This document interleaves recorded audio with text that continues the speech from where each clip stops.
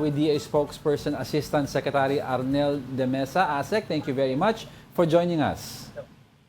Hi, magandang umaga po, Angela and Diego. Magandang umaga po sa lahat. Alright, ASEC, let's get right to it. Natanggap na ba ng DA ang recommendation from the NPCC? Expected namin ma-receive ngayong araw na ito. Nasa Mancom lang kami kaya hindi ko ma-monitor kung ma-receive na. Pero expectedly ngayong araw ma-receive namin yung recommendation ng NPCC. Okay. So, though sinasabi po ng SINAG, welcome development daw po itong ginawa ng administration natin, pagdedeklara ng food security emergency para ma-release yung mga buffer stocks natin through NFA. Sinasabi po nila, failure naman daw po yung ginawa ng DA na pagbababa ng taripa sa imported rice. Your reaction on that po? Actually, Angela, kung titingnan natin, napakahalaga rin ng ginawang pagbaba doon sa tarifa from 35 to 15%. Kung hindi naman yung ginawa, expectedly sigurado mas mataas pa rin yung presyo ng bigas.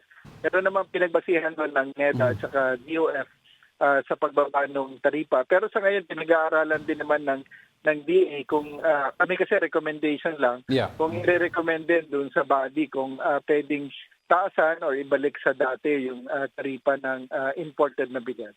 ASEC, no, if hindi po let's say hindi na consider itong food security emergency declaration, ang tanong ng marami is just how high ang prices ng rice maaring mag-spike? Yan yung actually sa ngayon dahil nga doon sa pagbaba ng taripa, maganda yung volume ng ating bigas ngayon nationwide.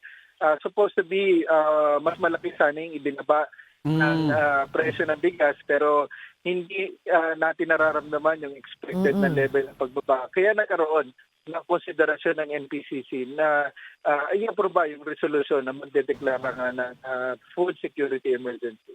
So while we are expecting po itong declaration ng food security emergency sa ating bansa, by January 22, ang tanong po of course is hanggang kailan ito? Depende po, titingnan natin kung ano yung content ng resolution at pag-aaralan mabuti po yan ng DA. Kung matanggap nga po yan ngayon, tuloy-tuloy po ang review niyan hanggang bukas. And most likely by Wednesday ay magkaroon na po ng action ng ating kalihim. Yung kung gaano po katagal, depende po yun sa magiging review po natin. So, aside pa po dito sa nakikita nating measures that we're doing right now, itong pagdedeclare ng food security emergency, ano pa po yung mga naiisip po ng government natin para po makatulong po dito sa problema natin sa mga napakataas po na presyo ng mga bigas? Una na po dyan yung pagre-release ng stocks ng NFA. Dalawa po yung purpose niyan. Una, ma-dispose po yung mga stocks ng NFA para po makapabilis ang NFA sa darating na anihan dahil punot-punot po yung mga warehouse natin.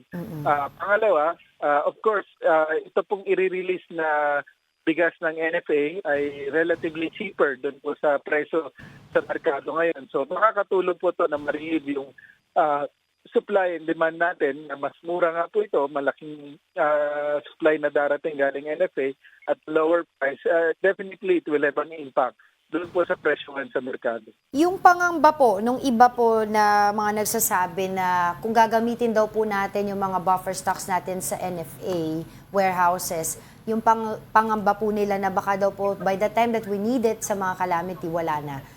Your thoughts on that po? Hindi naman po mangyari yun dahil malinaw po sa mandato ng National Food Authority na pangunahin po niya na layunin ay yung bumili sa mga magsasaka and at the same time ay magsubi para po sa buffer stock. Aware po dyan ng NFA at yan po ay hindi naman po isasama dun sa ipapamamili. Ibebenta para po masigurado na may stock siya for calamity relief. Right. Pero ASEC, yung isa pa po din sinasabi nilang issue dito ay yung kung bakit daw po bakit daw po may decongestion na nangyayari ngayon sa mga warehouses natin sa NFA when in fact marami daw po tayong pinagdaan ng bagyo last year.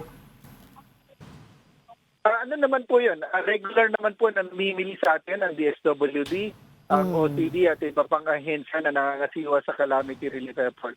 nagkataon lang po talaga na ito po yung unang pagkakataon ng NFA ay na rin sa itinatakda ng ating General Appropriations na nakapamili po talaga sila ng gusto at marami po silang nabili sa ating mga magsasaka. So ibig sabihin po niyan ay punong-puno po yung mga warehouses natin at sobra-sobra pa po doon sa pangangailangan sa calamity relief. Alright, sige. Maraming salamat po muli sa inyong oras. That was DA Spokesperson Assistant Secretary Arnel de Mesa. Maraming salamat po ulit sa inyong oras. Ayun, so- Maraming salamat din po. Mabuhay kayo. Good morning. Thank you.